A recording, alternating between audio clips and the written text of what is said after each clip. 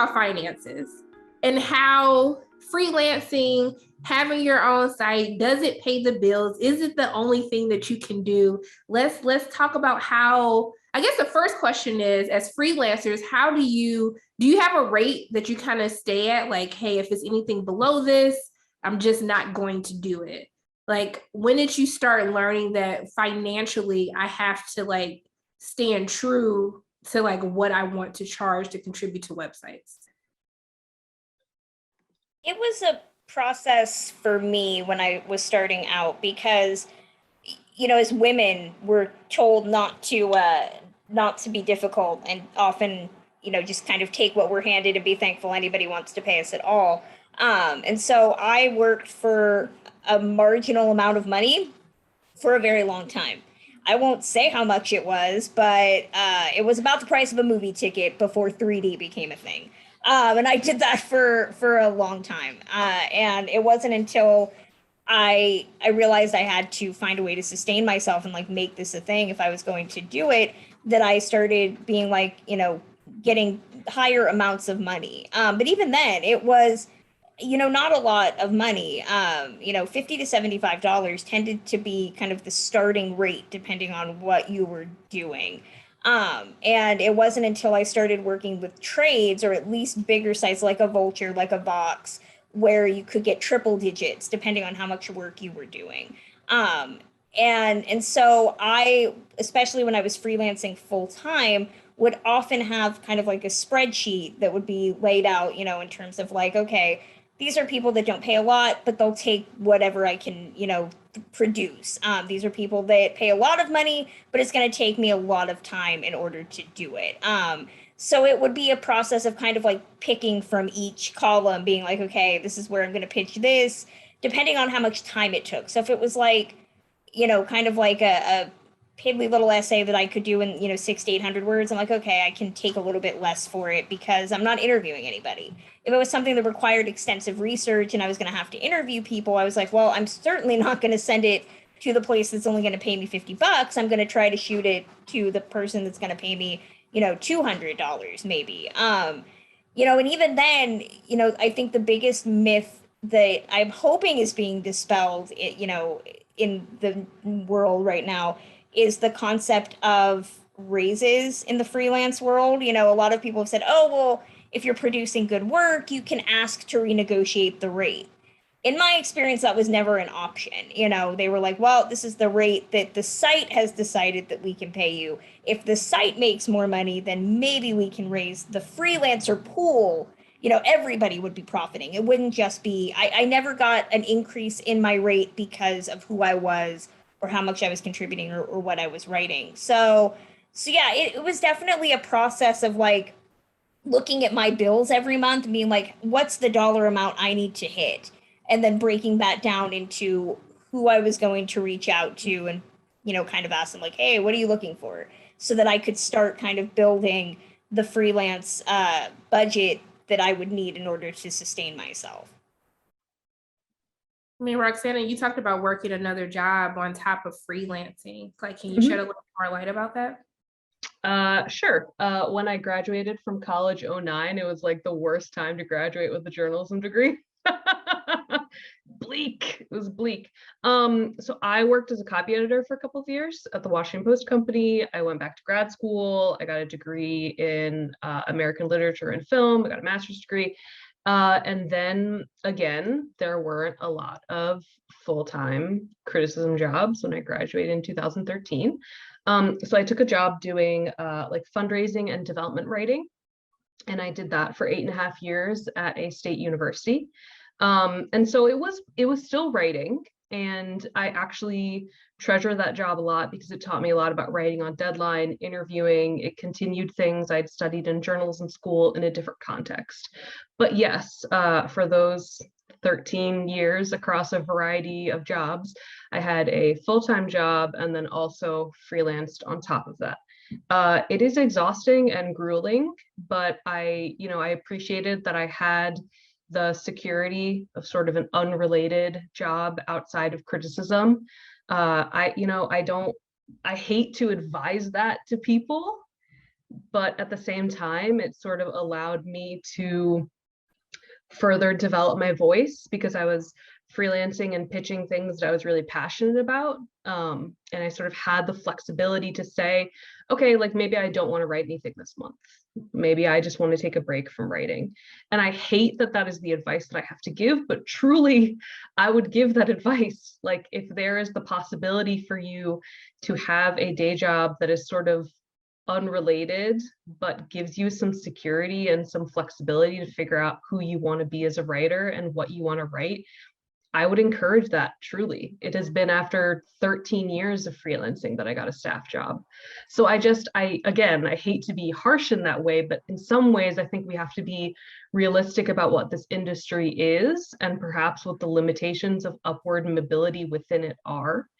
So in that time that I was freelancing, like I was pitching places constantly. I was forming those relationships. I was moving up from the small local publications to the larger local publications to the national publications. There is that pipeline, right?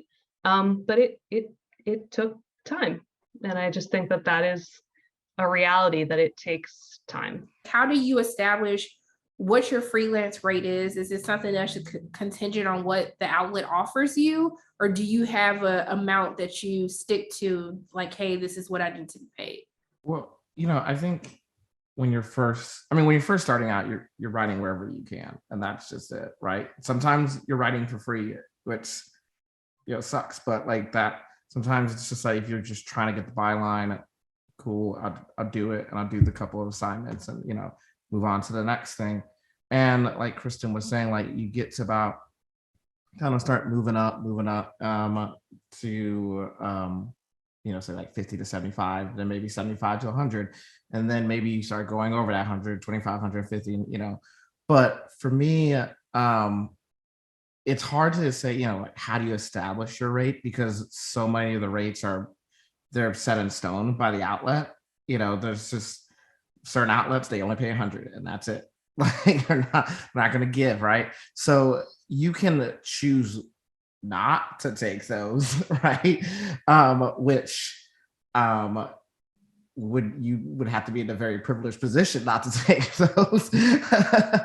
Or you do what Kristen said, right? Where you have like, maybe a spreadsheet, or maybe even unconsciously, like, I can afford to take 2 assignments from this place, 2 assignments from this place, 3 from this place.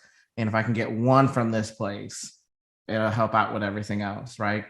For me, so, and you can give sometimes on your rate, there's a movie that's yet to come out that I, gave on my rate because I really wanted to cover it and I couldn't find an outlet to cover it for, but I really, really wanted to write about it.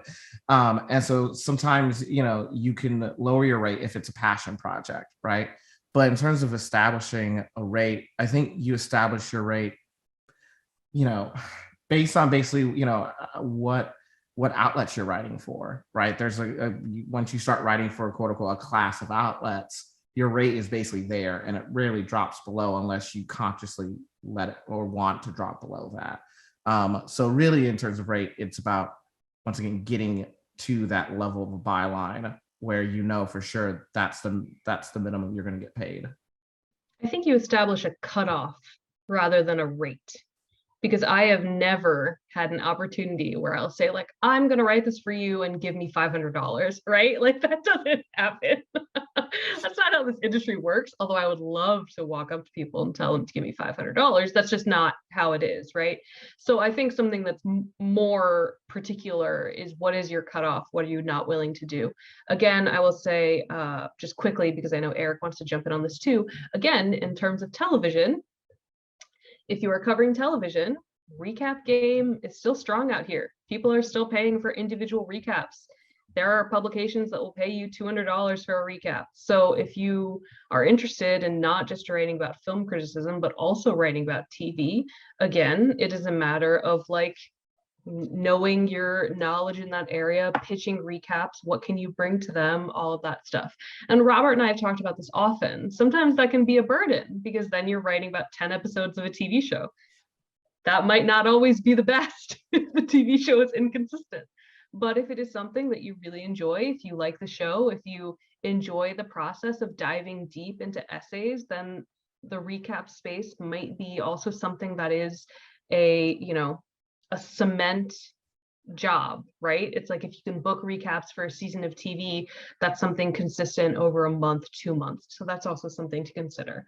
Eric, I'm sorry, what were you going to say? No, that was a great point. I like that you brought up recaps and keep bringing television back into the conversation, because it is a totally different animal than film, and the process is just very different. The people are different, and it's, yeah. So I'm just really glad that you keep bringing that up. I mean, obviously I'm on the opposite side, I guess, of this, where I'm not a freelancer, so I don't have a rate. I do the opposite. I have to create my budget for writers, when I am terrible at doing that, because I want to say yes to everybody for everything. And then I, look at my numbers at the end of the month and I'm like, oops, oopsie daisy. So then I have to be a little more judicious with what can I take on? What do I want to take on? Because I want to take everything on, but you can't always do that. And it's just sort of the other side of the coin of having to balance what is your reality for doing what you're doing. I have to say no when I want to say yes several times a month, and it breaks my heart. It sucks because I want to work with everybody, but I can't all the time. So Eric, you're saying we should all pitch you. That's what I love being pitched. I am kind of a pushover, but yeah. But in terms of talking with people about their rates, though, I'm really open and flexible. And I think reducing stigma of conversations about money has to continue and keep happening. I love when I see like full-on threads on Twitter, not about freelancers, but other groups and companies and organizations, and people will be like, I made this much money at this company. And I think it's really important, because knowing your own personal value is a huge, important part about emotional integrity and stamina in doing this job. It is not easy. Like, Roxana said, it's not just, hey, I get to see the movie first. You really need to want to do this and love doing it, not just be good at it. You need to have all of the things. You need to really, really, really want it, but you have to know too what you will compromise, where you'll compromise, and when, and not keep doing that to hopefully kind of get something and beat your emotional well-being up in the process.